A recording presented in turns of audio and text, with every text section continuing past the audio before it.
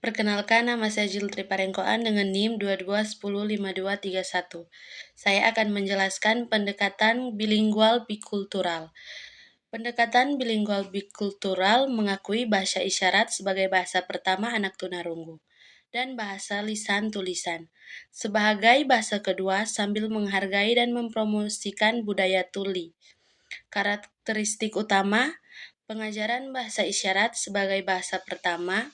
Anak tunarungu belajar bahasa isyarat sejak kecil, seperti anak yang mendengarkan belajar bahasa lisan.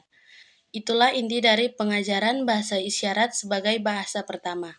Mereka belajar berkomunikasi dengan keluarga, teman, dan komunitas tunarungu secara alami, mengembangkan kemampuan berpikir, belajar, dan berinteraksi dengan dunia.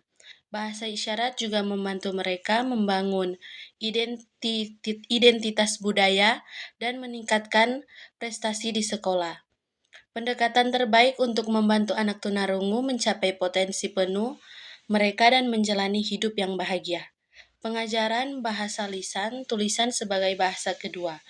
Pengajaran bahasa lisan tulisan sebagai bahasa kedua bagi anak tunarungu adalah proses yang penting untuk membantu mereka mengakses informasi dan peluang yang lebih luas.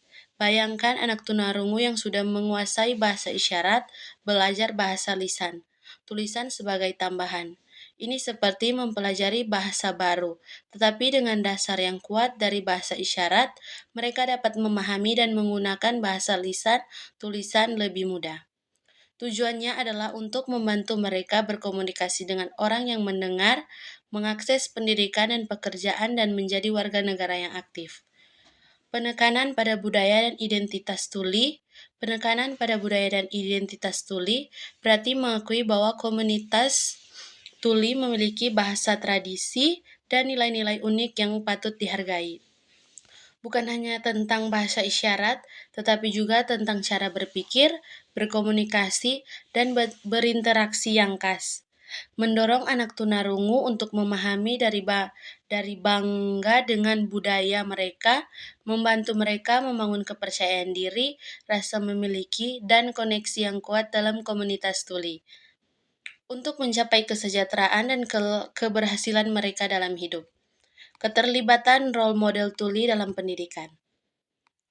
Keterlibatan role model tuli dalam pendidikan sangat penting.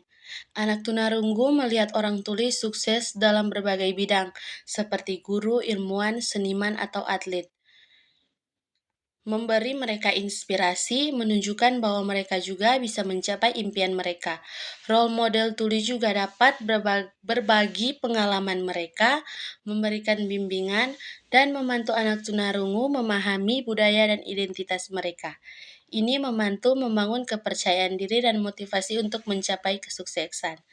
Implementasi bahasa isyarat. Paparan intensif terhadap bahasa isyarat sejak dini. Yang kedua, pengajaran bahasa kedua, strategi pengajaran bahasa lisan tulisan sebagai L2. Yang ketiga, kurikulum budaya tuli, integrasi sejarah seni dan budaya tuli dalam pembelajaran. Yang keempat, keterlibatan komunitas kolaborasi aktif dengan komunitas tuli lokal. Kelebihannya yaitu untuk mendukung perkembangan kognitif dan emosional yang kuat, membangun identitas positif sebagai individu tuli, mempersiapkan anak untuk berinteraksi dalam komunitas tuli dan masyarakat umum, mengakui dan menghargai bahasa isyarat sebagai bahasa yang sah. Contohnya program ASL English Bilingual Education ASL. English Bilingual Education adalah pendekatan pendidikan yang mengakui bahasa isyarat Amerika ASL sebagai bahasa pertama anak tunarungu dan bahasa Inggris sebagai bahasa kedua.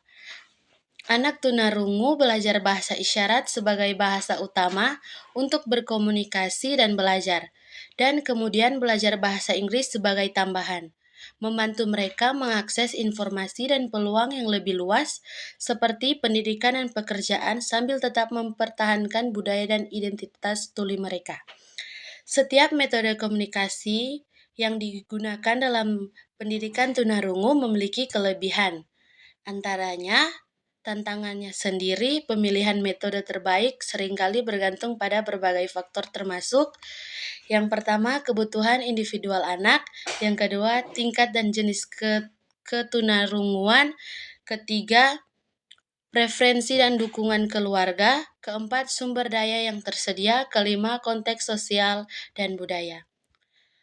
Tren terkini pada pendidikan tunarungu mengarah pada pendekatan yang lebih fleksibel dan individual, sering mengembangkan elemen-elemen dari berbagai metode untuk memenuhi kebutuhan spesifik setiap anak. Yang kedua, Swedish Bilingual Education for the Deaf. Swedish Bilingual Education for the Deaf adalah pendekatan pendidikan yang mengakui bahasa isyarat Swedia (SSL) sebagai bahasa pertama anak tunarungu dan bahasa Swedia sebagai bahasa kedua. Anak tunarungu belajar berkomunikasi dan belajar menggunakan SSL dan kemudian belajar bahasa Swedia sebagai tambahan. Membantu mereka mengakses informasi dan peluang yang lebih luas seperti pendidikan dan pekerjaan sambil tetap mempertahankan budaya identitas tuli mereka.